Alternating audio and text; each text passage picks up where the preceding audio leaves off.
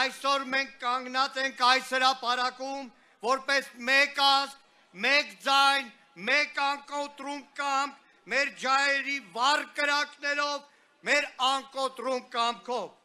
Սա հիշողության մոմավառություն չէ,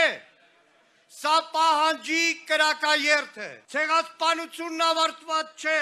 քանի դեռ ժխտումը պետական քաղաքականություն է։ Եթե Թուրքիան հրաժարվում է պատասխանատվությունից,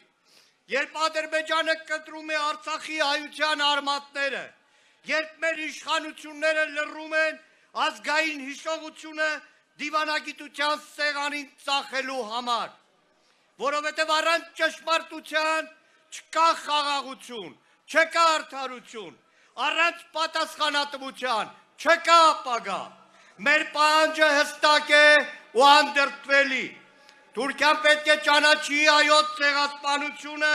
որպես պատմական փաստ, որպես մարդկության դեմ հանցագործություն։